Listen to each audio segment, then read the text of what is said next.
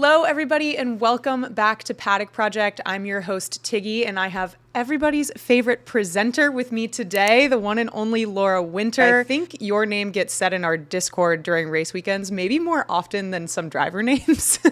Our listeners and the broader F1 community just absolutely adore you. So I am so grateful to you for being here. Thank you for joining us. Thank you so much. What a wonderful introduction. And thank you for reaching out to be on the podcast. It sounds like it's doing so well, but equally it's got a predominantly female community around it as well, which is awesome to see. So I'm delighted to be on. Thank you very much. And I will apologize in advance. My little dog is demanding to be on my lap. So if he does want to get involved at any point, I am sorry. I think everybody's more than okay with that. No, you're so right. 90% of our audience is female, which feels crazy to say in sports, but we're so happy about that. That's incredible because 40% of the audience in F1 is female, which is already an amazing stat. We're kind of used to a 70-30 split, right? So 90% is amazing. And yeah, you should be very proud of the community you've built, for sure. Thank you. Yeah, F1 is growing and growing on the female side, and we're very happy about that. So thank you for all you're doing to shed light on women in motorsport. But how is the off-season treating you? Do you get much of an off-season?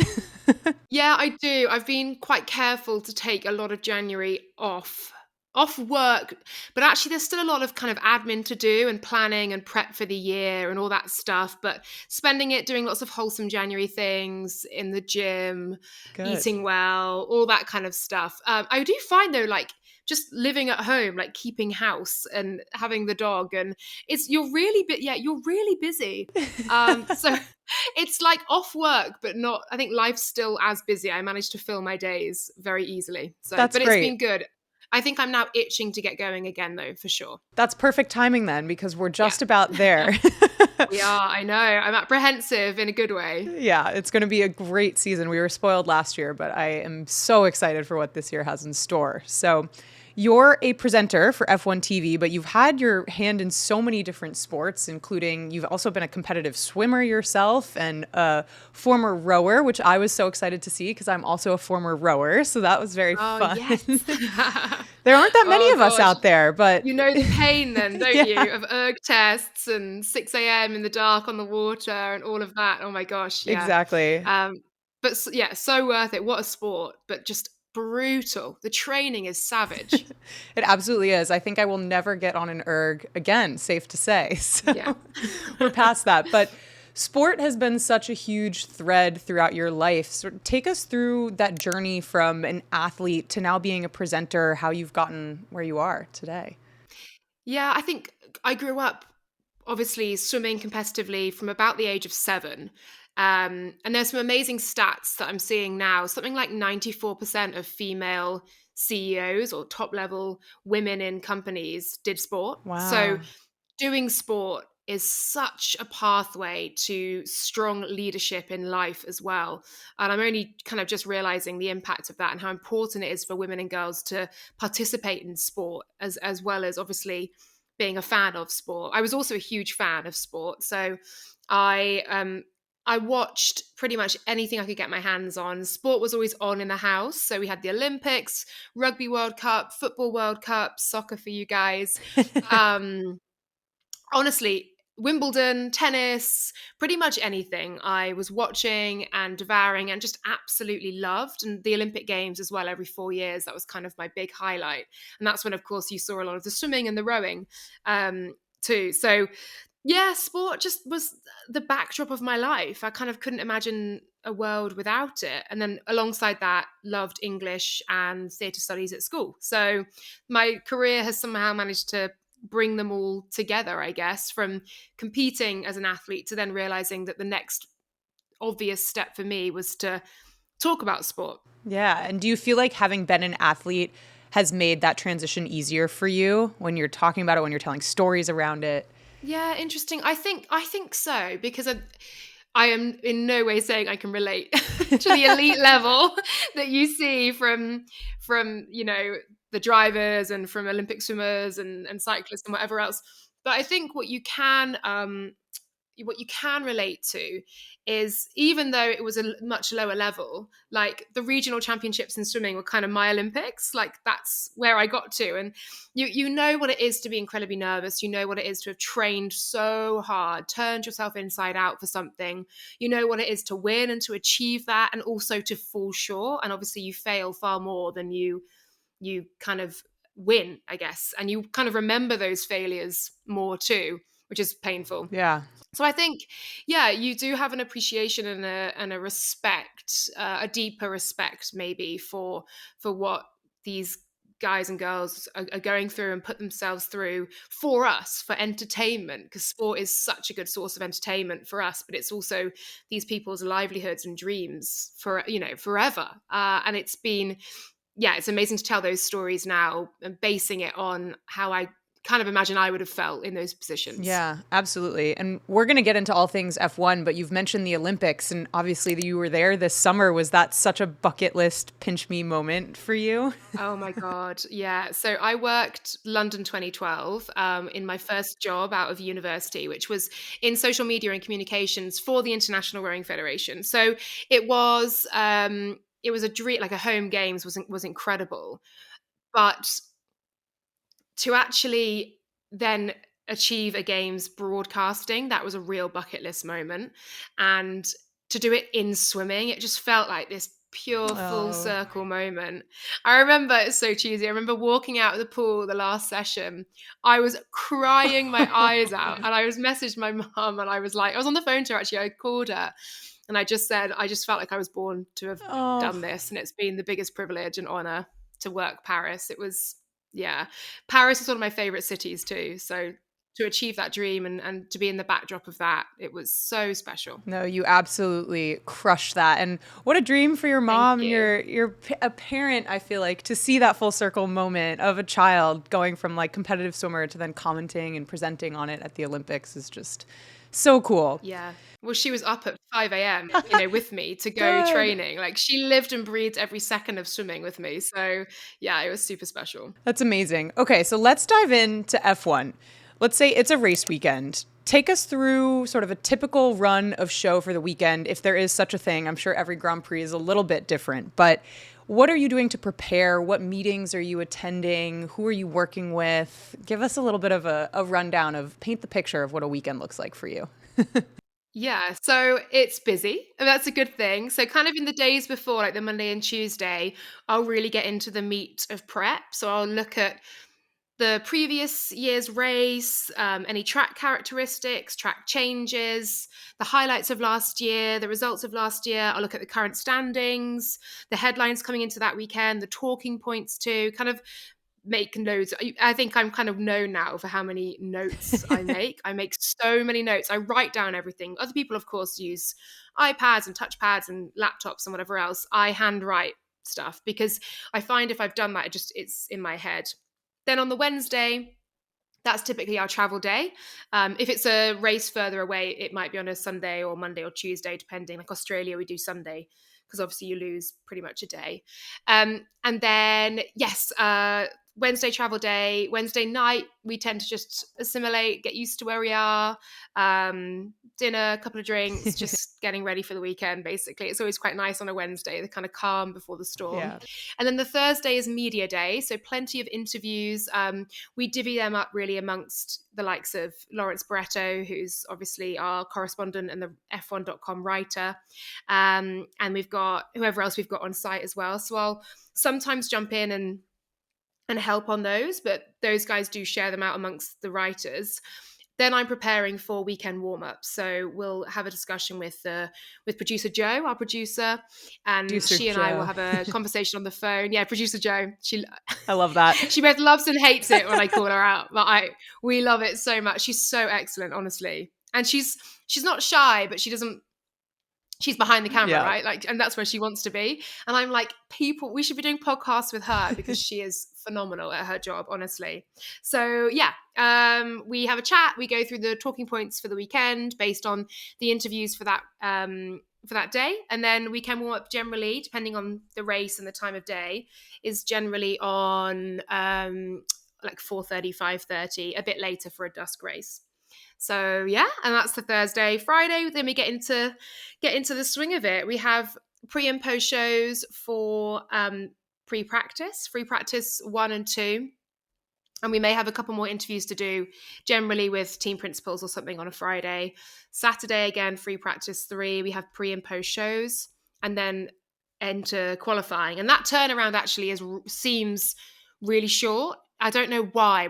I always kind of get caught out where I'm like, oh my God, we need to be in positions in like 45 minutes. Yeah. And it just seems a really short gap between the two.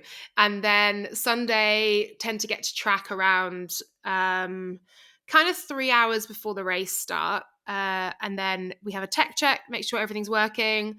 And then I just get into like full prep mode. The pre-race show to me feels like, it's funny because a lot of people say to me, oh, just one day left on race day. And I'm like, this is the most important. Like, even if you've nailed the weekend before, if you get to a pre-race show or a post-race show and you kind of mess it up, it doesn't feel like you've had a good weekend. It's like that. It starts right now. So yeah, that's awesome. That's when I get really into like full focus zone. Make all my notes heading into the pre-race show, and then yeah, showtime. And I love pre-race show and the grid and the chaos and the mayhem, and the atmosphere is always incredible. And then the race, which we kind of watch together in the office. It's so funny, you're at the track. I never watch a single second of any racing live. Yeah. I don't see I never see a car. I don't see cars on track. Literally. I think I've been trackside once in testing, and I was like, "Oh my God, they're fast, aren't they?" Like, I just don't see it. Oh, there they are. Yeah. We're just basically watching on telly, like you guys are at home. And then yeah, post race is always. I love post race. There's a lot of like nerves jangling and excitement for that one because it's a little bit more unpredictable. You don't know, obviously, the result until the results happened. You don't know which interviews you're going to get. You don't know which stories you're going to find and tell, and yeah, it's good fun. So that's the kind of run of the weekend, and I obviously share that with our pundits and reporters, and I'm the sort of lead presenter, so that kind of anchor position, and then the reporters will run around the paddock and get reaction from team principals and maybe a driver or two for us, and then our pundits will be the ones I'm asking questions to, just about their opinion on what's happened and giving a hot take or two. That's amazing. I mean, I'm exhausted just thinking about it, just hearing about it, but so impressed with all you do. And a little birdie has told us that you are probably the most prepared at a race weekend of anyone in that paddock, which I don't know. I think there are some very impressive people in that paddock.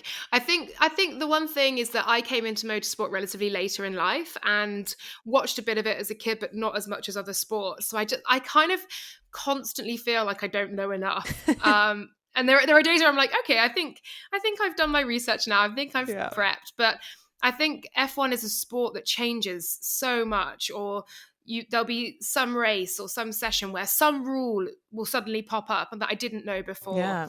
Every day is a school day in F1, and I'm constantly learning. But I think that's such an amazing thing to continually learn as you get older. I think we can just come out of school and uni and stop. And so I want to make sure that, I'm always learning. And I'm kind of a nerd, so I love making notes and writing. You know, I was super academic at school, and a bit of a nerd, a bit of a geek. That's so great. It's nice. That makes it fun, doesn't it? So how much creative control would you say you have over your broadcasts? Like, what % is scripted and directed, whether that's your producer or someone else, versus kind of off the cuff that you have the ability to create yourself?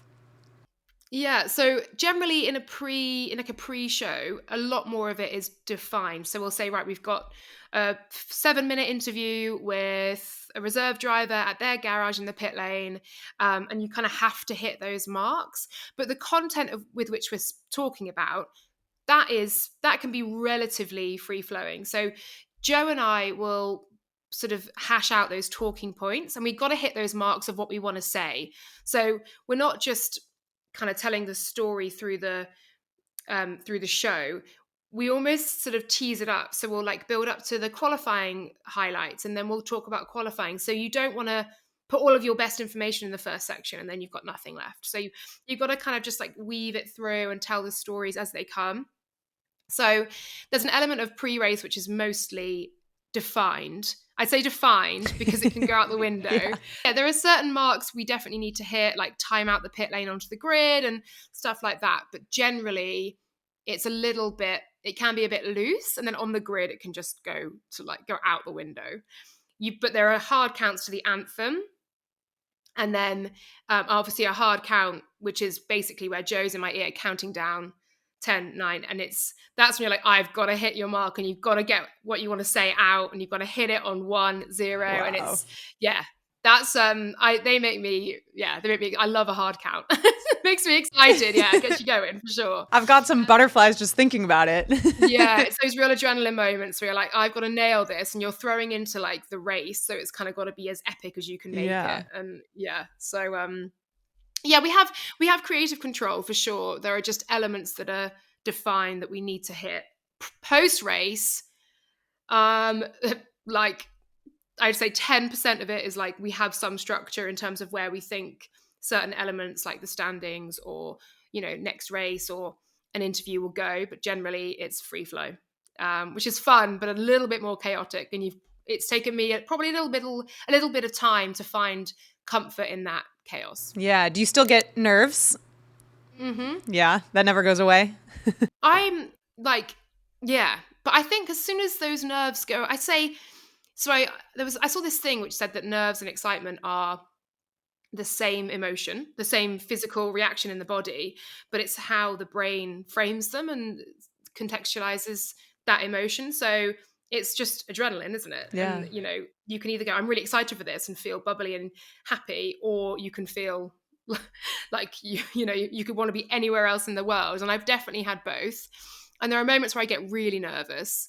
But mostly now can frame it in a way where I'm kind of, it's a readiness, not I want to be anywhere else in the world, get me out of here type thing.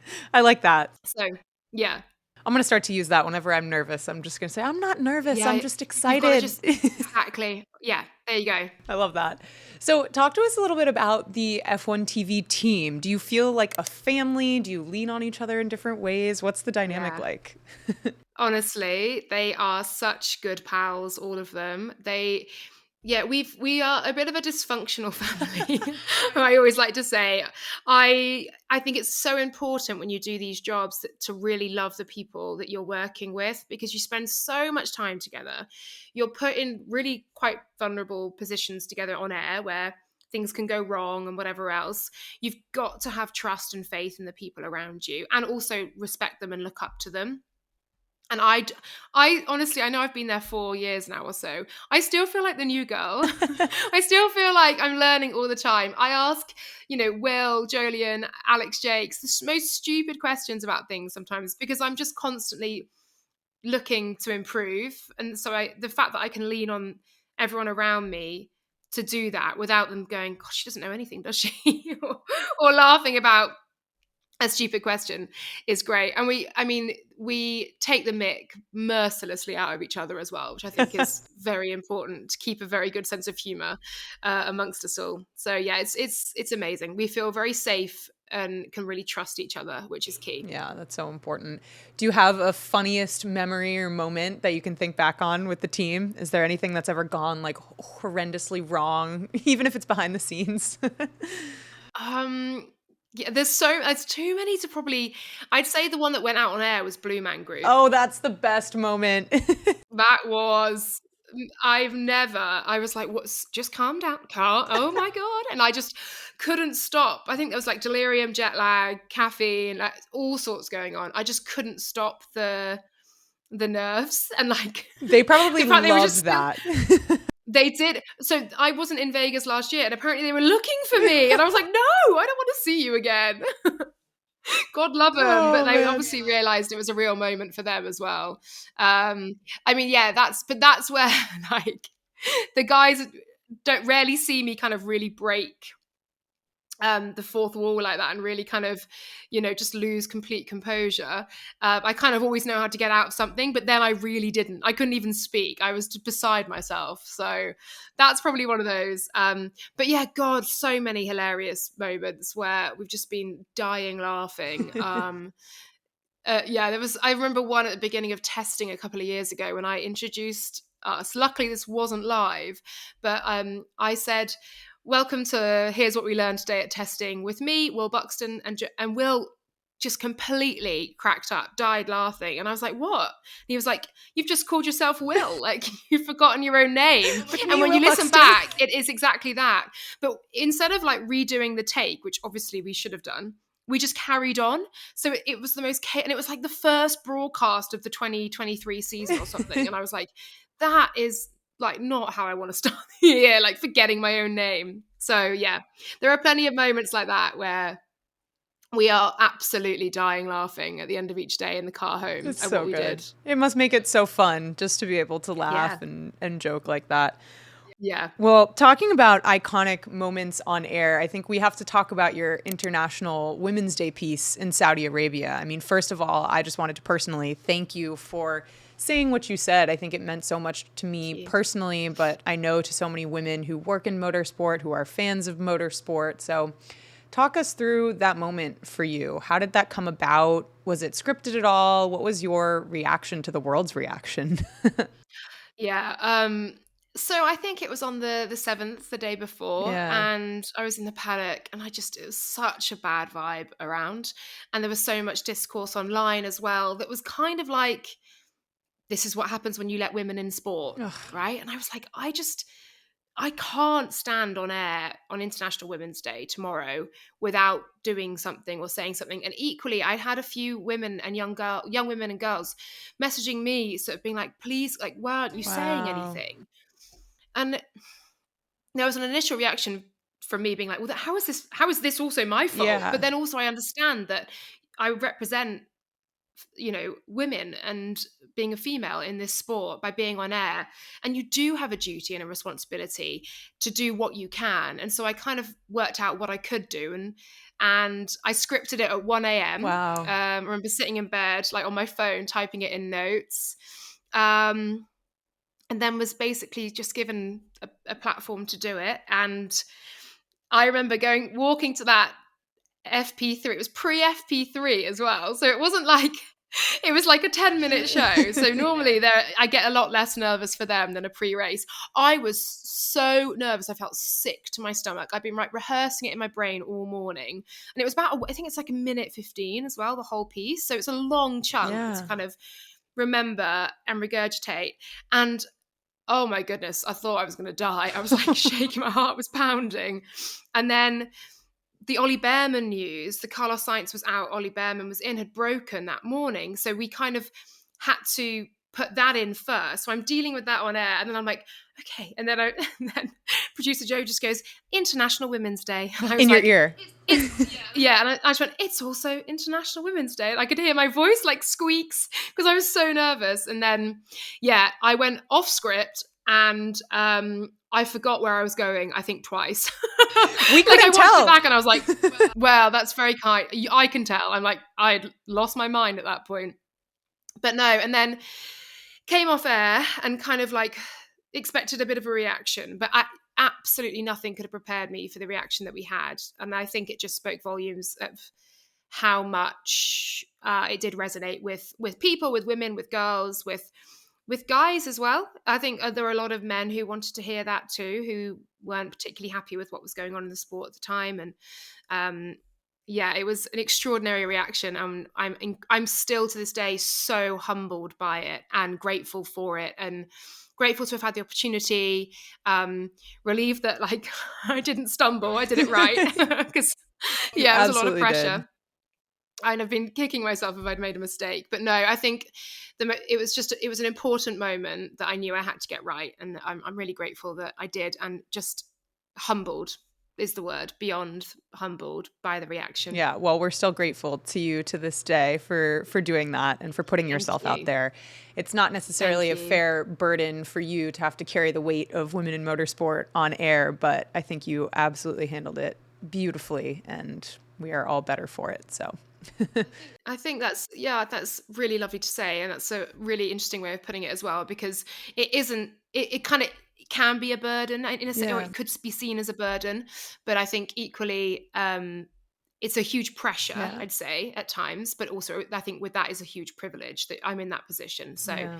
I definitely want to do that Yeah, justice. absolutely. Well, I know this is quite a vague and potentially hard question, but what has your experience been as a woman in motorsport? Have you felt welcomed? Have you what's been your experience as a woman? Honestly, I there have been moments, for sure, where you just feel like you maybe not taken as seriously or you're underestimated a little bit.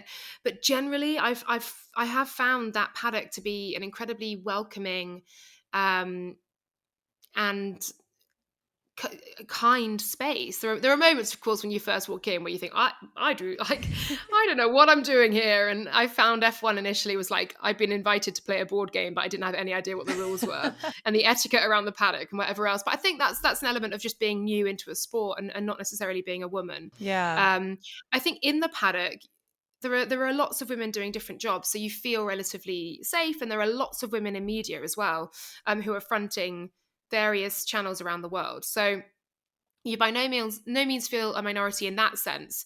But what I would say is that women in higher up positions in decision making roles, we definitely need more of. Yeah. We obviously don't have any drivers, but F1 Academy has done a really good job of starting something, beginning a platform and a foundation for women to now find a pathway into the higher echelons of the sport.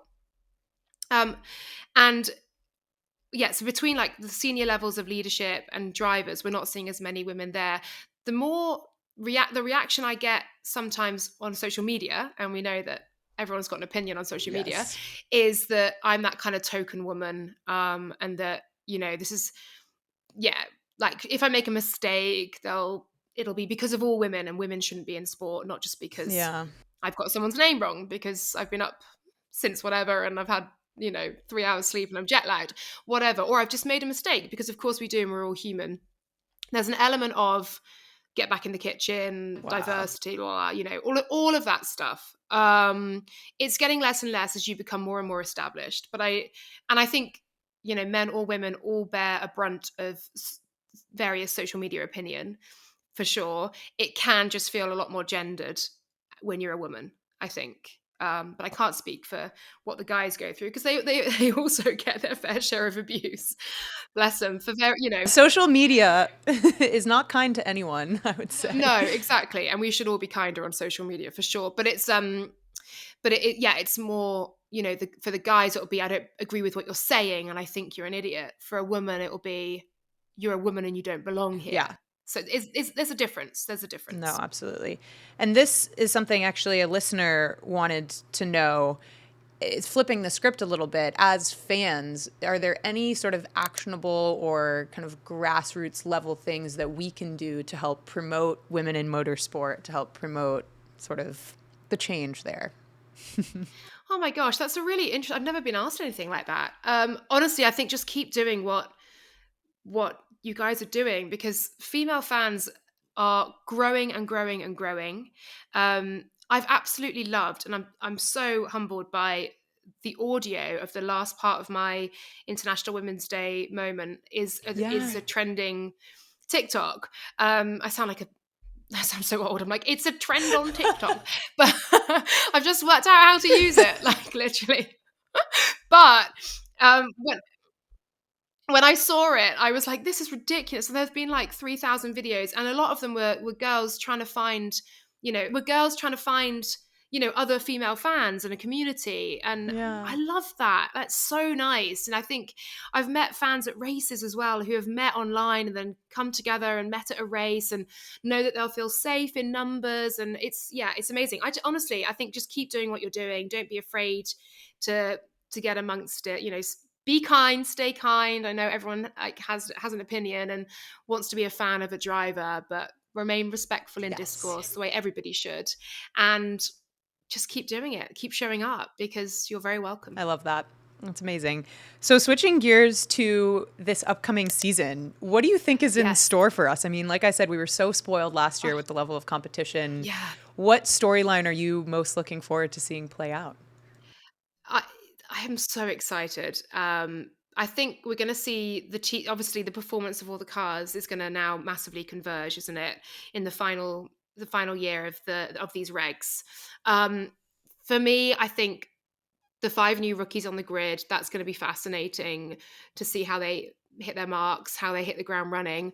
Lewis at Ferrari, obviously. I mean, the photos already have gone so hard, haven't It's they? Like, insane. it's like I couldn't imagine him in I red know. initially. I was like, I can't imagine it. And now I can't imagine him in anything Exactly. else. He's just already completely owned that. So I'm excited to see how that plays out, the dynamic between him and Charles. You know, you've got a 7-time world champ, most successful driver of all time, but with Ferrari's prodigal son. Yes. So who takes that number one spot? That's what's going to be interesting. If indeed there is a number one spot. And I guess the battle across the board for drivers and construction. I mean, I'm just listing No, everything this is because great. I think there's There's so much. so many storylines that we can get our teeth into that I'm really excited for. And I think the drivers is going to be tighter than we saw this year, and potentially between 2 or 3 drivers. You know, you're looking at the likes of George Russell, Oscar Piastri, Lando Norris again, Max Verstappen again, Charles Leclerc. You So know, many. you could name a number, can't you? Um, and then yeah, as well, in the constructors, It's who wide can kind open. of come out swinging after last year. I've named everything. I'm just really excited. There's so much. There's so much. How about for F1 Academy? Is there anything you're looking forward to watching this year? Yeah, I think look, Dorian Pan's obviously the favorite coming into this one. She'll be with Mercedes again, I believe. I think Maya Vug could really give her a run for her money. I think she had a brilliant Abu Dhabi. We're kind of seeing a bit of the best of her towards the last part of the season. So that could be really interesting. We obviously have more teams, more drivers on the grid, so it's expanding as Mm-hmm. well. They're racing in different places, including Vegas, which will be wild. So yeah, I think there'll be some great storylines to come from that, and I'm looking forward to also following Abby Pulling as well. I actually had brunch with her today, which was really Oh, that's lovely. so We caught nice. up. She lives really close by, so we managed to have a catch up. And she's sort of fully prepped, preparing for GB3, and I'm intrigued to see how she's going to go in that, and where else she may take the career now that she's kind of had the springboard of F1 Academy. Yeah, absolutely. I'm so excited to follow Abby and all the other women you mentioned. It's going to be such a good year for all of them. Okay, let's end with some rapid fire. Okay. Very, Oh, here we very go. quick gut reactions. Yeah. You don't have to tell us who or which team, but do you have a favorite driver or team? Um, no, I genuinely don't. I genuinely, honestly, and I really hope it comes across that we try and broadcast as much as possible without any bias. However, there are obviously drivers who are a lot of fun to interview or give you more in an interview than others. Yes. You can kind of make your minds up who that may be. But yeah, there are some who you think, okay, boy, oh boy, we're in for it. Yeah, Like, some make the you know, job and that's good fun. Yeah. easier, I'm sure. Yeah. Okay, how about favorite track or race, if you can say? No, I think I can say. But also, I always end up naming about 5 when I do That's this. okay. So Austin, the US Grand Prix is super special, and I think America being one of our territories for F1 TV, we get such an amazing reaction there, and I love it so much. Silverstone equally, you're on home soil for me, and I think the race for the last couple of years there has been incredible. So that's always a really big weekend. It just feels massive.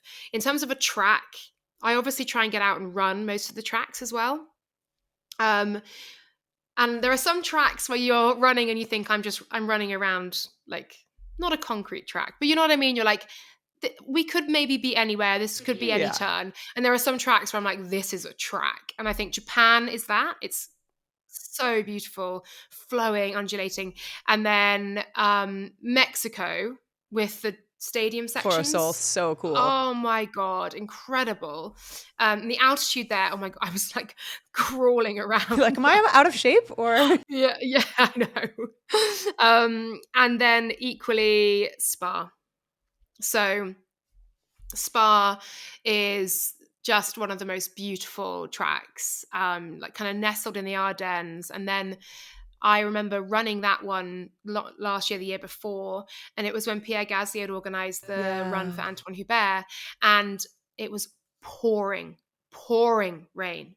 And I set out on this run, and I was honestly, I might as well have jumped in a river. I'd have been drier. You was just soaked, completely soaked. And I was running pretty much on my own. And it was just so atmospheric that it was just beautiful. But Yeah. Eau Rouge is hard. You go, sorry, Radion, like up the hill and then into Radion. And then the worst part is the Kemmel Straight is like a false flat. So it's kind of 1-2%. Wow. So you hit the red at the top and you're like, okay, I'm going to, and then we'll just keep going. Yeah. So I took that one a bit slower, and it's obviously a lot longer than the other tracks as well. I've named loads, sorry. No, I love them all. you're naming all the ones on my bucket list. I've been to Mexico and I've been to Coda, but I haven't been to the others, and they're all very high on the list. But the spa moment of running just must be so beautiful and full circle for you, because wasn't your first F1 race weekend that weekend? Yeah, that's right. Yeah. Exactly. Yeah. So it was a super tough weekend, but you kind of saw the worst of what can happen in motorsport, but then equally the way that the sport came together, some of the best. So it was it's a very tough weekend to be your first, but one, that will stay with me for forever. Yeah, that's great. Well, highlight of your broadcasting career so far? So I would say the Olympics was definitely one of those moments where I was like, oh my God, this is incredible. A couple of years ago, I did the fan forums on stage at Silverstone, and the crowd you feel like you are literally floating. The noise, the energy, the excitement, it was so special. It was incredible. And then I would say, like, generally the last season of F1, actually, as a whole. I know that's a bit of a cop-out, but just telling some of the stories that we had last year. Charles at Monaco, Lewis at Silverstone. You couldn't Charles again at couldn't Monza. script that better. It's just beautiful moments. Lando's first win, Oscar's first win. We had so many beautiful moments, and we are given the privilege of telling those stories. And there were so many moments of last season compared to 23, which obviously you saw this domination, but it's kind of hard to keep telling that story. Last season, we had so many moments where I remembered why I did what I did, and that make you want to do it again and again. That's all you can ask for. And last one, do you have one bucket list item you want to achieve as a presenter? I'm not saying I've by no means achieved what I want to achieve. I think just keep doing what I'm doing, keep doing more and more of it. I would definitely love to cover a Rugby World Cup at some point as well. That 2003 England win at the death of the Johnny Wilkinson drop goal was like etched in a your highlight memory of my life. Yeah, oh my God, I went mad. I remember running down from my house into town with my best friend with like an England flag draped over. I was about 13 or something, an England flag draped over my shoulders, and everyone was like hooting us as we were running down. It was so ridiculous. I don't know what we were doing in town at 13 either. Like, we weren't going to a pub.